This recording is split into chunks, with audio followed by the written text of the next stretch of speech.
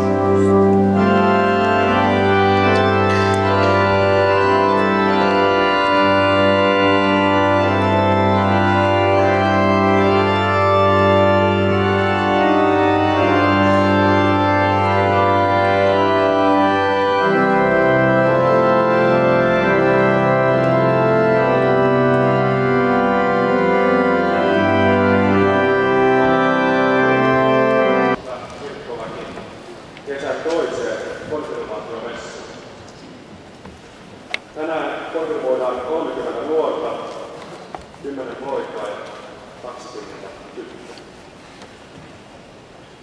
Puolivuotinen rippikoulujakso on meilläkin takana päin.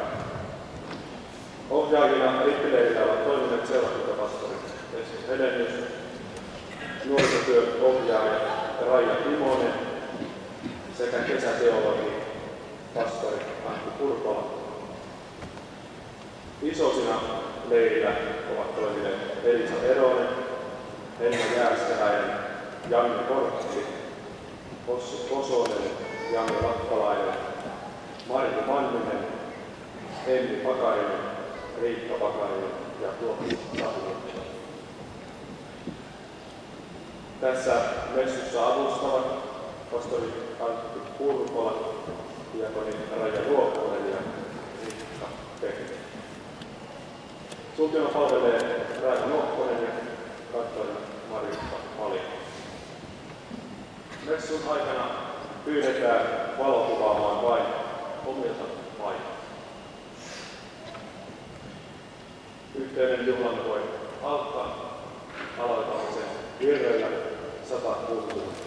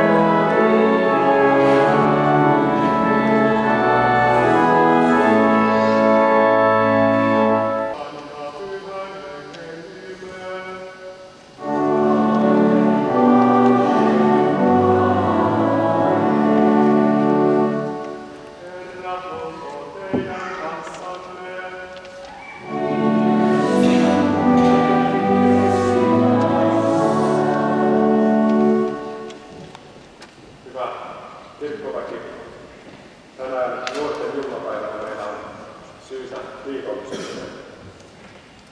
Kuulemme Jumalan sanaa, tunnustamme yhteisen uskomme, rukoilemme ja kiitämme Jumalaa. Jumalan rakkaus on ollut läsnä teidän nuorten elämässä alusta saakka. Tänään kiitämme kasteesta, yhteisistä kasvun vuosista ja rippikouluajasta. Pyydämme siunausta tulevaan ja rukoilemme, että Jumala vahvistaisi teitä uskossa ja rohkaisisi teitä elämään kristittyyteen. Tänään vietämme myös apostolien päivää. Päivän tekstit puhuvat apostolien kutsumisesta ja opetuslasten tehtävistä. Apostolit olivat tavallisia ihmisiä ja Jumalan kutsumia ihmisiä, jotka todistivat ylösnousua Jeesusta aina kuolemansa asti. Tästä kertoo punainen väri kirjassa. Myös meidät Jeesus on katsonut arvolliseksi osallistumaan työhönsä. Meiltäkin kysytään kuuliaisuutta Jumalan sanan kohtaan. Jeesuksen kutsu ja yhteys apostoleihin toteutuu tänään siinäkin, että meidät kutsutaan ehtoollispöytään. Monet nuorista ehkä ensimmäistä kertaa. Ehtoollisessa Jumalan valtakunnan juhla on keskellä. Kun otamme sen vastaan uskossa, saamme samalla rauhan sydämemme, että tapahtuipa mitä tahansa, me olemme parhaimmassa turvassa. Jumalan kasvojen edessä pyytämässä häneltä virvoitusta hengellemme, sielullemme ja ruumiillemme. Olemme tulleet kuulemaan hänen sanansa ja kiittämään häntä hänen arvostaan ja uskollisuudestaan. Jumala on pyhä ja me olemme syntisiä. Tunnustakaamme hänelle syntimme ja rukoilkaamme anteeksi antoa yhteen ääneen näin sanoen.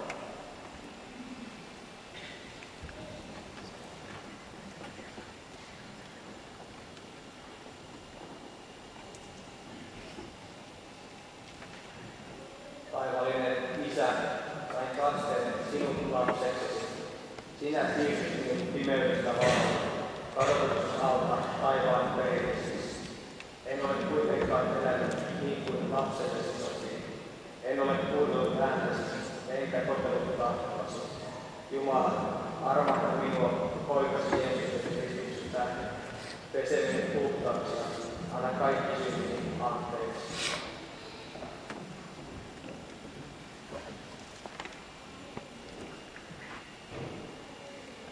Jeesus sanoo, ystäväni, ole rohkealla mielellä. Sinun syntisi annetaan anteeksi. Hänen palvelijana julistaisi sinulle tämän synninpäästön, Isän ja Pojan ja Pyhän Hengen nimen.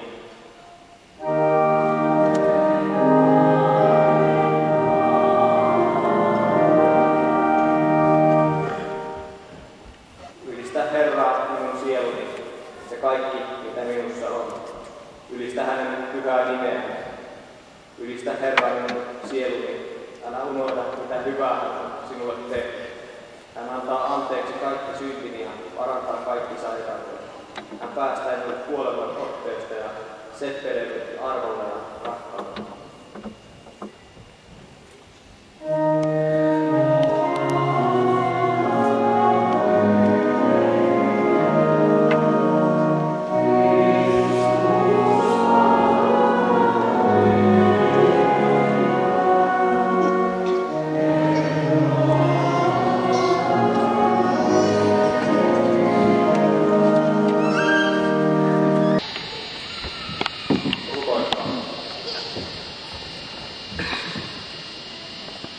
Rakas Jumala, taivaallinen Isä, sinä olet ottanut meille kasteet aurinkoihin, perheisiin ja henkisiin. Pidä meistä aina huolta ja ole kanssamme, niin että rohkeasti tunnustamme seuraavassa. Auta meitä rakastamaan sinua ja toisiaan. Tätä rukoilemme Herramme Jeesuksen Kristuksen nimessä.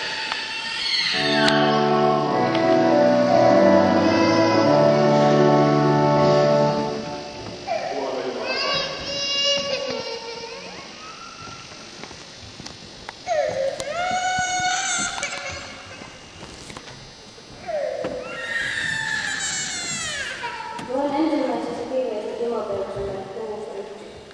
Minä kiitän Herramme Kristusta Jeesusta, joka on antanut minulle voimaa. Kiitän häntä siitä, että hän katsoi minut luotettavaksi ja otti minut palvelukseensa, vaikka olin ollut terveellä, lainalla ja väkivallan tekijä. Hän armahti minut, koska epäuskoni tähden en tiennyt mitä tein. Meidän Herran armo on ollut yltäkyltäinen, samoin se usko ja rakkaus, jonka Kristus Jeesus saa aikaan. Tämä sana on varma ja vastaanottamisen arvoinen. Kristus Jeesus on tullut maailman pelastamaan ihmisiä, josta minä olen suuri. Mutta minut armahtettiin, että Kristus Jeesus juuri minussa osoittaisi, kuinka suuri hänen kärsiväisyytensä on. Hän olisi myös vastineet esimerkkinä niille, jotka ovat uskoneet häneen ja saavat ikuisen elämän. Ikuiselle kuninkaalle, kuolemattomalle, näkymättömälle ja ainoalle Jumalalle kunnia, kirkkaus, aina ja ikuisesti. Aamen. Tämä on Jumalan sana.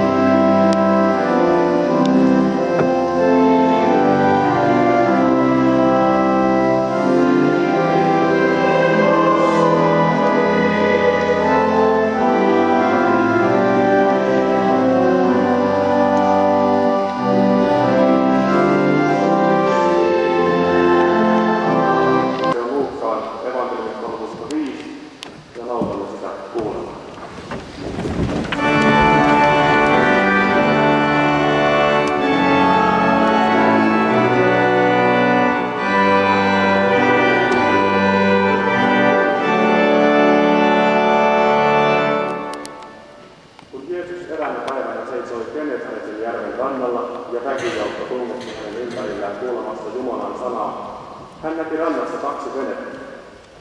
Kalastajat olivat nousseet niistä ja puukkoivat verkkojaan. Jeesus astui toiseen veneeseen ja pyysi Simonia, jonka veneessä oli, soutamaan rannasta vähän ulommaksi. Sitten hän opetti kansaa veneessä istuen. Lopetettuaan puheensa Jeesus sanoi Simonille, souda vene syvään veteen, laskekaa sinne verkkoinne. Tähän Simon vastasi, opettaja, me olemme jo tehneet työtä koko yön, emmekä ole saaneet mitään, mutta lasken vielä verkot, kun sinä niin käskit. Näin he tekivät ja saivat saarituksessa niin suuren kalaparran, että heidän verkkonsa repeilivät. He viittoivat toisessa veneessä olevia tovereitaan apuun.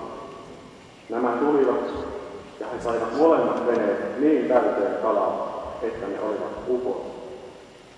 Tämän nähdessä Simon Pietari lankesi Jeesuksen jalkoihin ja sanoi, mene pois minun luotani Herra, minä olen syntinen mies. Hän ja koko hänen venekuntansa olivat pelon ja hämmennyksen vallassa kalansaaliin tähden. Samoin Jaakob ja Johannes, Sebedeuksen pojat, jotka olivat Simonin kalastuskumppaneita. Mutta Jeesus sanoi hänelle, älä pelkää, tästä lähtien sinä olet ihmisten kalastaja. He vetivät veneet maihin ja jättäen kaiken lähtivät seuraamaan Jeesusta.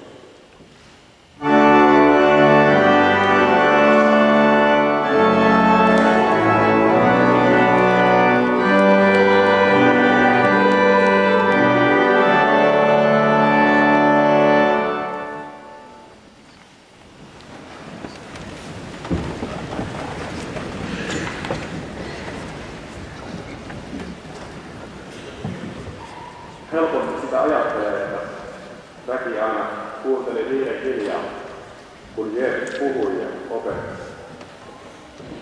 Kuitenkin Lähi-idän kulttuuriin kuuluu hyvin vilkas ajatuksen vaihto, puheen sorja. Varmasti Genesaretin järven rannalla puheen sorja oli vähintään yhtä kova kuin Tavisanossa Puruveden rannalla. Pitääkö olla oma kynä? Saanko mennä hakemaan? Milloin oppitunti loppuu? Koska syödään? Jeesuksella ei tainnut olla edes megafonia, johon voisi tarpeen tulla huutaa, että leiri kuoli. Jeesus tietää paremman konstin, jossa ihmiset voisivat kuulla opetusta. Rannalla on 2 kalastajien venettä. Hän astuu toiseen veneestä, kalastaja Simonin veneeseen, pyytää häntä soutamaan hieman kauemmaksi. Me tunnemme Simonin paremmin nimellä Pietari. Pietari ei vastustele, vaan tekee juuri kuten Jeesus pyytää. Lopetettuaan puheensa Jeesus sanoi jotain merkillistä Pietarille. Souda vene syvään veteen, laskekaa sinne verkkoon.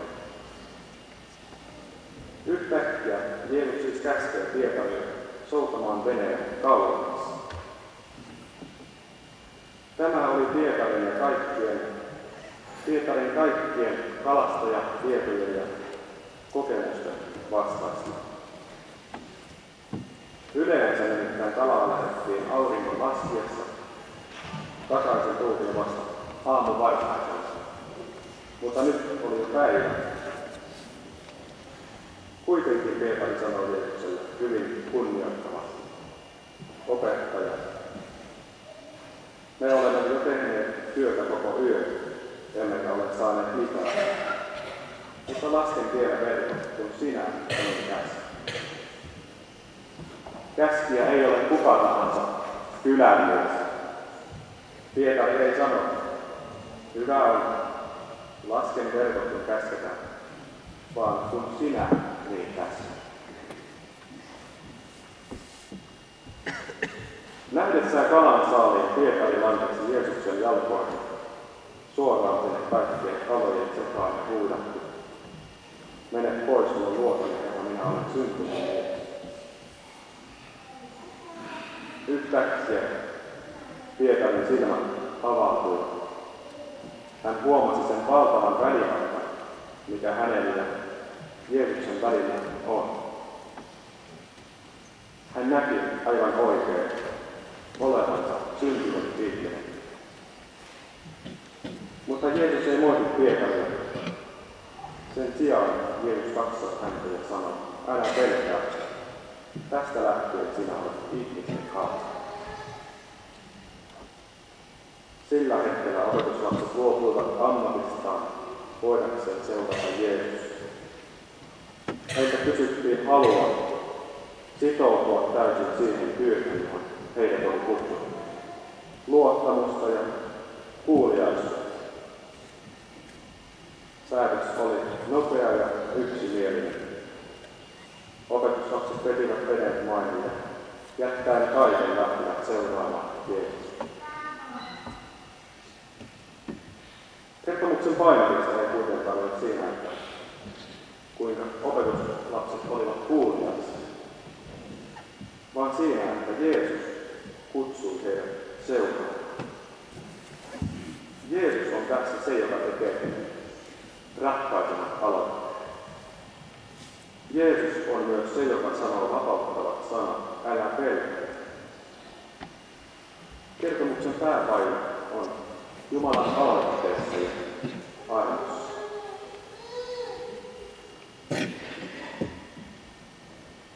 Riftileirin aikana, reilun viikon aikana, saimme tutustua toisiimme.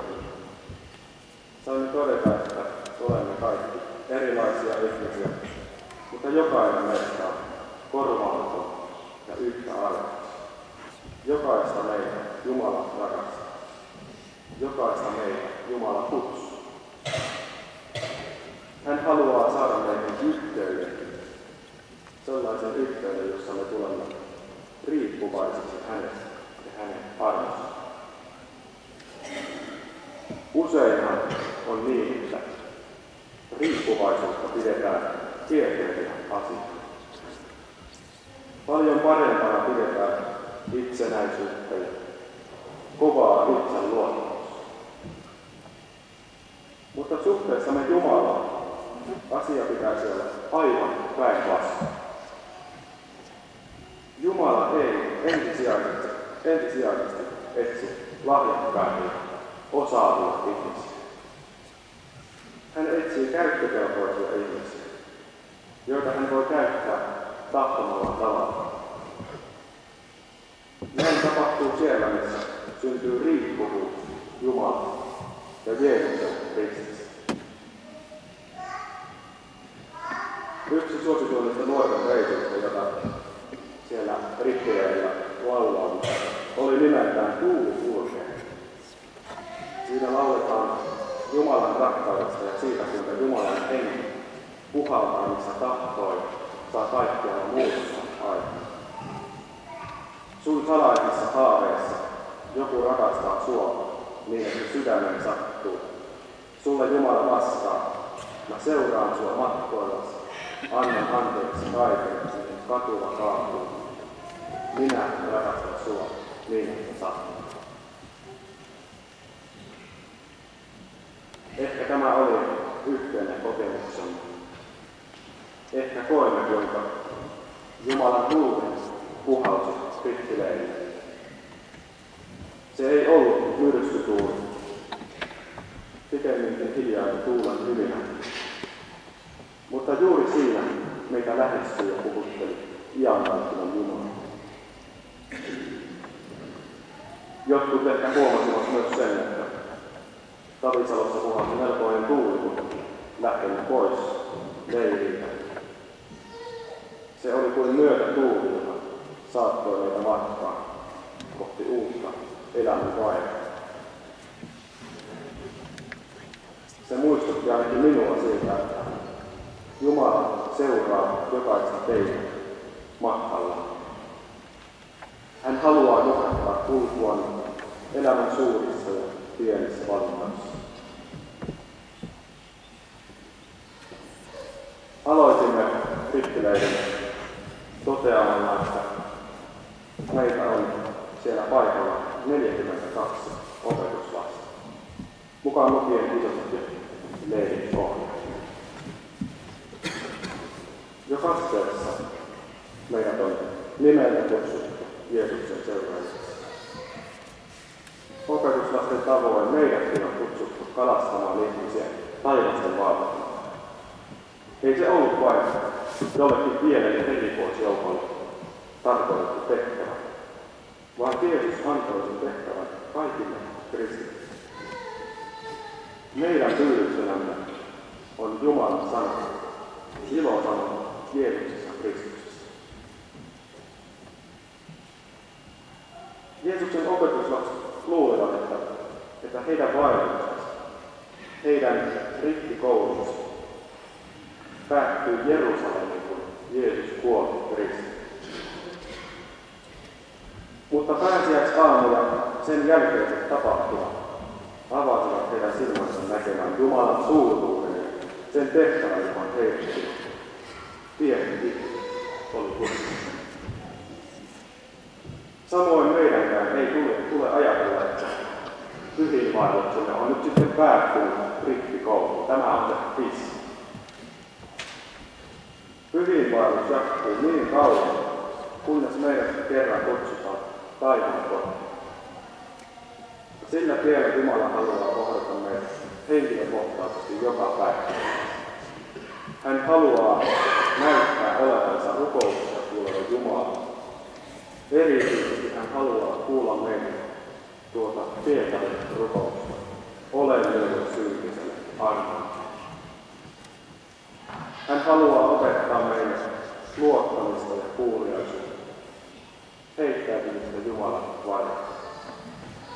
Hän haluaa, että me sitoutuisimme hänelle siihen työhön, johon meidät on kutsuttu kukin oman paikalla. Silloin hän lupaa meille, katso, minä olen teidän kanssani kaikki päivät maailman loppuun asti. Aamen.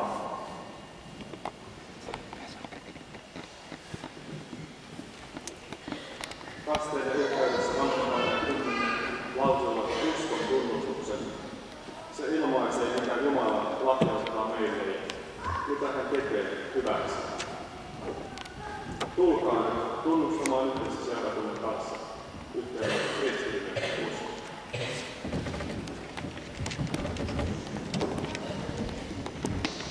Minä uskon Jumalaan, Isän kaikki valtiaaseen, taivaan ja maan luojaan, ja Jeesuksen Kristukseen, Jumalan ainoaan poikaan, meidän Herramme, joka sikisti pyhässä hengessä, syntyi neljässä Marjassa, kärsi Pontius Pilatuksen aikana, ristiinnaulittiin, kuoli ja haudattiin, astui alas kuolemaan, nousi kolmantena päivänä kuolleessa, astui ylös taivaisiin, istuu Jumala, Isän kaikkivaltiaan oikealla puolella, ja on sieltä tuleva tuomitsemaan eläviä ja kuolleita, ja pyhän hengen, pyhän yhteisen seurakunnan, pyhän yhteyden, syntien anteeksi antamisen, ruumiin ylös nousemisen ja iankaikkisen elämän.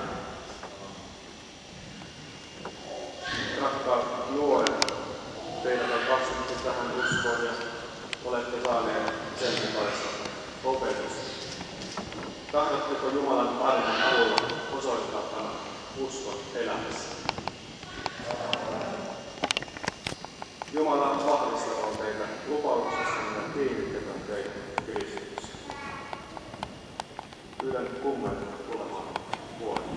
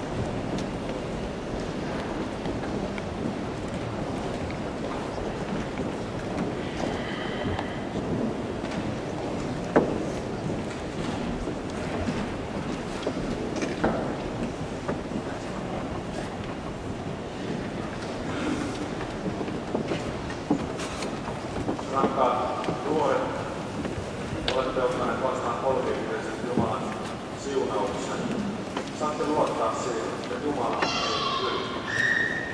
Pyhä Henki on vasteessa alkanut teissä hyvän työn, ja hän rohkaisee teitä elämään Kristuksen seuraajana. Jumala on antanut seurakunnalle pyhän sanansa, ehtoollisen ja rukouksen uskon vahvistukseksi.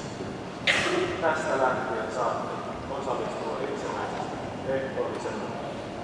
Saatte myös oikeuden kummin tehtävään. Seurakunta rukoilee teidän puolestanne ja lähettää teidät kulkemaan elämään.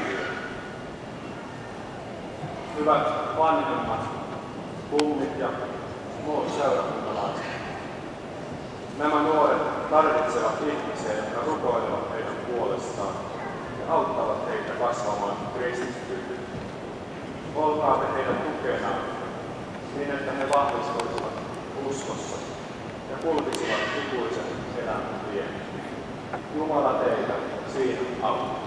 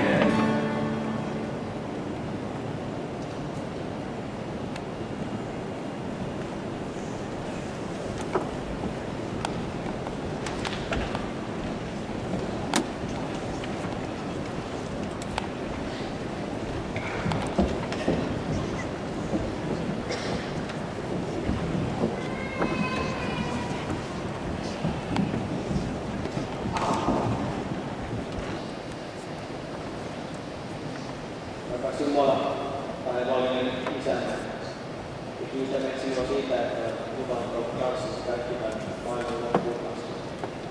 Ja rukoilemme näiden nuorten puolesta, jotka tänään on konsultoitu. Auta heitä kasvamaan uskossa, juuttumaan sanasi ja saamaan voimaa seuraavista yhteydessä. Tee heidät avoimiksi sinun rakkaudellesi ja auta heidät jaksamaan jakamaan sitä toivota. Rohkaise heitä myös vaikeuksien keskellä turvautumaan sinuun. Tue heitä, kun he siunaa ja varjele seurakuntaansa, sen työntekijöitä, luottamushenkilöitä ja kaikkia seurakuntalaisia, niin että sanoma sinun rakkaudestasi kuuluisi kaavoissa. Siunaa sisarillemme, veljemme, lähelle ja kaupalla. Anna maailman johtajille viisautta, niin että kaikki voisivat selvittää suhteensa sopivasti. Siunaa ja varjele kaikkia, jotka on kohdannut onnettomuus, surunpaikka, sairaus, niitä, jotka ovat menettäneet toivonsa. Anna heille rohkeutta ja elämän halua ja anna heille tuntea, että sinä olet lähellä, pidä heistä huolta. Siunaa ja varjele kotelemme, äitejä ja isiä, siskoja ja veljiä, isovanhempia, kummeja ja muita rakkaita, muita yksinäisiä ja luo ihmisten välillä yhteyttä, ystävällisyyttä ja osallisuutta tahtoa. Taivallinen Isä, me kiitämme sinua uuden elämän ihmisenä kasteen lahjasta. Siunaa Anni-Liisa Maria Suomalainen Jyväskylän maaseurakunnasta, joka kasteessa on otettu kristitty omaksi ja seurakunnan yhteyteen. Anna seurakunnan olla hänelle vapahtajan sylinen ja hengellistä kasvupaikkaa. Auta hänen vanhempiaan ja kummeja rakastamaan häntä ja luomaan turvallinen koti.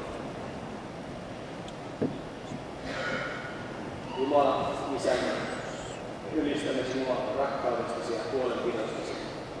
Anna poikasi ristin kuoleman ja ylösnousemuksen kirkkauden loistaa meille ja valaista kaikki vaikeat. Jätämme koko elämämme sinun käsisi. Vahvista meitä kulkemaan eteenpäin hyvien yhteydessä, joka ulottuu yli kaikkien aikojen kirkkauteen saakka. Kiitos siitä, että sinä elät ja hallitset poikasi ja työntekijöiden kanssa iänkaikkisesta iänkaikkisesta.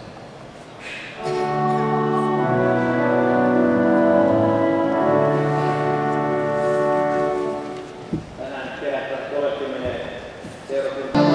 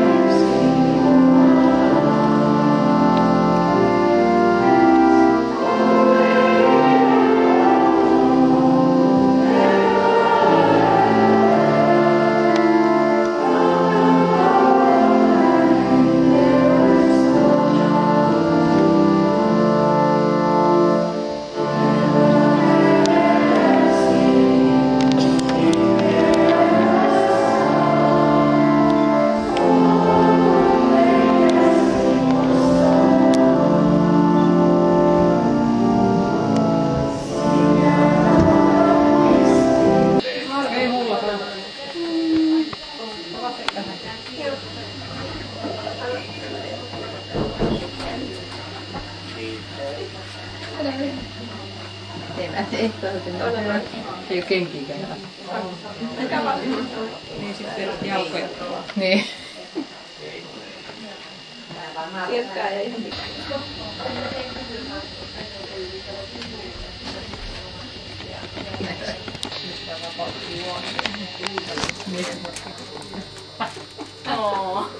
Nyt on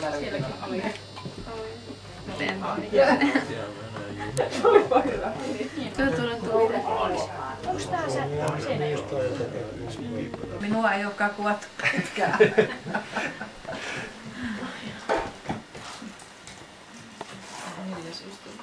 Aina. Kyllä aina katsotaan sitten kun niin. Nyt tässä on 15 sinitästä. Isäksi kieliä. Ei. Epätään. Muutenkin jo ihan täysin. Niin, kato se on se lauantai. Se on se lauantai. Se on maanantaiksi se on sitten se 21. Eikö tiistai? Tiistai on. Minun pöydästä.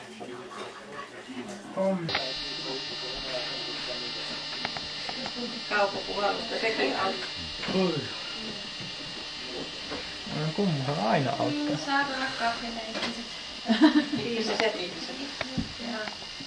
Ihmiset kaikki muu. Eikö anna tulla? Katsotaan mitä tästä tulee. Käsittänyt. Kuka tulee ottamaan? Niin päädellä. Ei ole.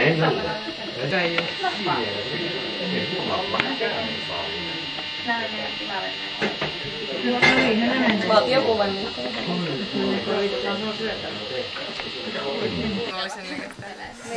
Tästä meille kuuluu serkut.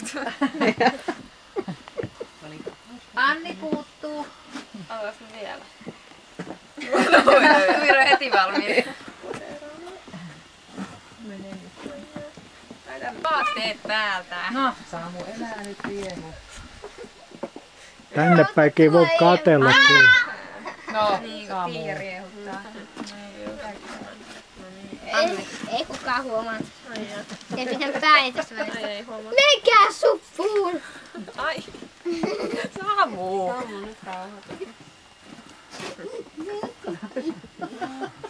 Kukaan ei huomaa minun vaatteita. Ei varsinkaan tätä punaisia sandaaleja. No niin. Kuvaillaan vielä. Samu. Samu. Täytyy ottaa huomioon.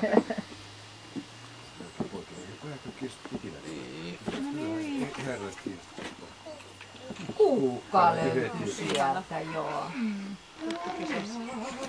Yhden appilan. Joo. Tuleeko liian leveä noita? Pöysiä takaa. Joo, että mun sitten mekin nähtiin mainos siitä, mikä se olisi sellainen, joku sellainen, mikä ylisyytään. Se soi vielä kaikki. Se on niin kuin liikaa se mainos. Tällainen pitäisi tiedä hankkia. Voi soida iloisesti. Se on joku kukka siihen kuvaan mukaan. Koska se? Mikä värinen? Vai kalla vai mikä? Onhan siitä jo aikaa niin. No arvaa suosia, missä enää nämä Siihen sun pitää mennä yksinään vähän johonkin. Ei siinä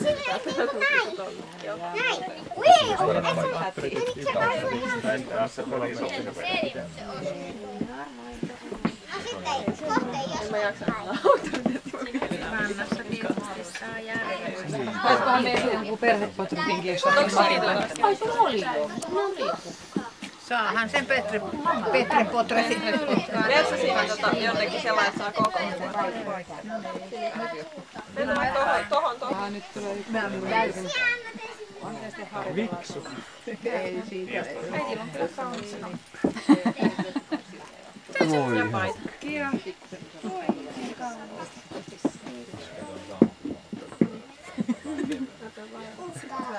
Joo, kukkaa. Odota, mamma ottaa kuvan. Sitten mamma antaa sulle tuot punaisen kuvan. Pahini.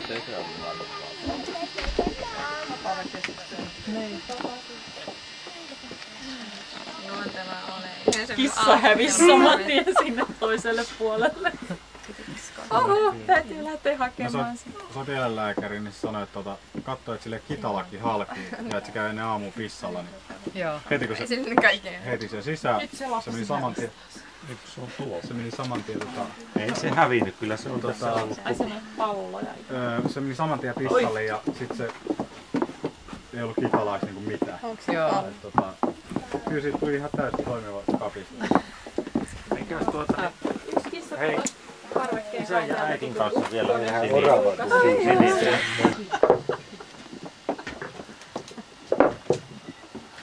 No niin, kato. Nämä on niinku Kiitoksia Laina. Ai, kiitos.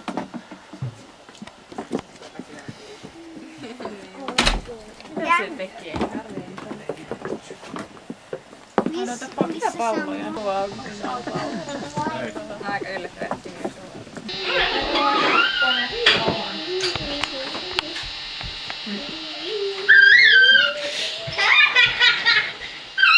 Siihen käsmään.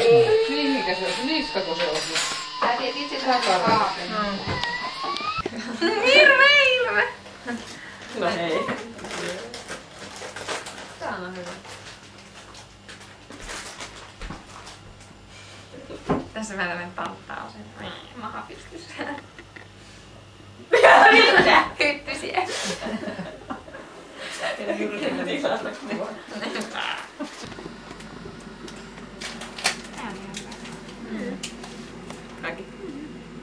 Aina on hyvä kuulostaa pääsiltä.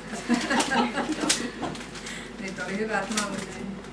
Tässä on ihan jalat pois kuvasta.